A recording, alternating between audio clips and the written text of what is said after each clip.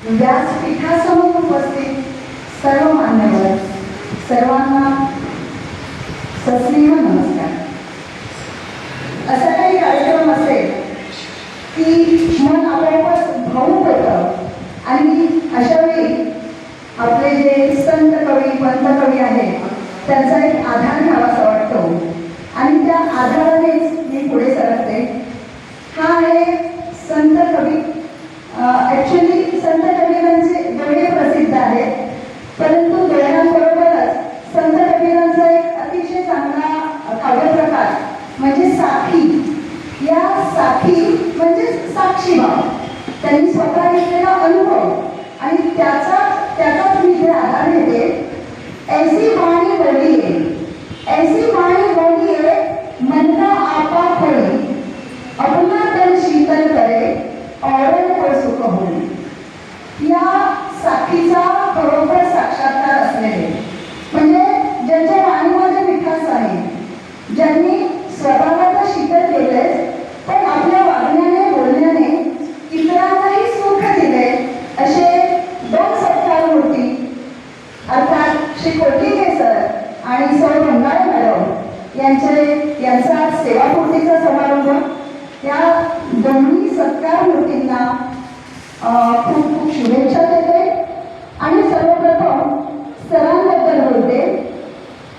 अतिशय सोप असं काम, प्रेमळ स्वभाव, एखाद्याची चूक झाली तर त्याबद्दल व्यवस्थित समजावून सांगणे, अगदी ग्राउंड लेवलचं जे काम असेल ते करायला सुद्धा कधीच मागे न हटणे, यासारख्या सरांच्या स्वभाव वैशिष्ट्यांबद्दल आतापर्यंतच्या 2 वक्त्यांनी बोललेलं आहे.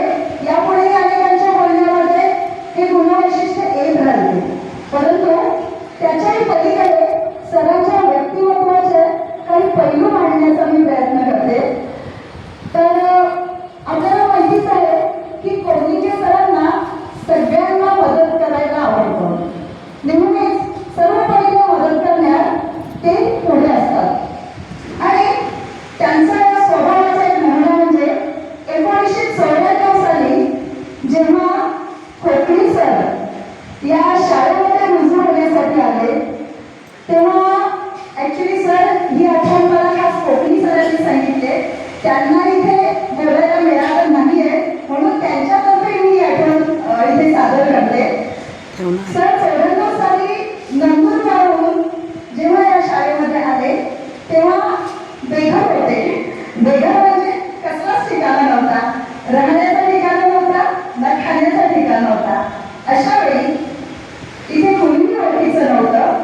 सर शाळेत आले, पहिली ओळख झाली ती कोटिके सरांची आणि आम्हाला कोटिके सरांच्या रूपाने नशिबाचं कवाड उघडलं गेलं आणि कोकणी सर हे कवाडकर झाले. केवळ कोकणी सरच नाही तर व्यासपीठावर आता कुलकर्णी सर सुद्धा आपले माध्यमिकचे मुख्याध्यापक बसलेले आहेत. तर त्यांच्याही मनामध्ये त्या आठवणी नक्कीच असतील की फक्त कोकणी सरच नाही तर कुलकर्णी सर सुद्धा नंतर कवाडकर झाले आणि अर्थातच स्नेहा आपण दोघी सुद्धा नंतर कवाडकर झालो. म्हणजेच त्यांच्याशी लग्न करून आम्हीही कवाडकर झालो. मी सुद्धा बरीच वर्ष त्यानंतर कवाडला राहत होते आणि संगीता वहिनींच्या आदरातिथ्याच्या, प्रेमळ स्वभावाचा, मदत करण्याच्या स्वभावाचा अनुभव आम्ही सगळ्यांनी घेतलेला आहे. ही एक आठवण. दुसरं म्हणजे कोटिके सरांनी सतत नवीन पिढीशी आणि नव्या तंत्रज्ञानाशी मिळतो जुळता घेतलेला आहे. या शिक्षकी पेशामध्ये दररोजच नवीन काहीतरी ॲड होत असतं आणि ते सुद्धा नवीन तंत्रज्ञानाशी. रोज नवीन माहिती पाठवायची असते आणि ती सुद्धा हे एडिट करा, ते करा, ते करा असं बऱ्याच भानगडी असतात. पण सरांनी स्वतःचं काम कधीही दुसऱ्यावर टाकलं नाही. ते सगळी कामं त्यांनी स्वतः शिकून घेतली आणि शेवटपर्यंत अगदी कालपर्यंत सर स्वीट चॅटचे मार्क सुद्धा स्वतः करत होते, इतरांनाही मदत करत होते. आता हे झालं नव्या तंत्रज्ञानाशी, पण नव्या पिढीशी सरांनी मिळतं जुळतं घेतलंय. त्याची एक खास आठवण अशी की पूर्वीचे कोटिके सर आपल्या सगळ्यांनाच माहिती असेल, सर कधीही शर्टाची इन करायचे नाही आणि नंतर या सगळ्या नवीन पिढीवर त्यांनी जुळवून घेतलं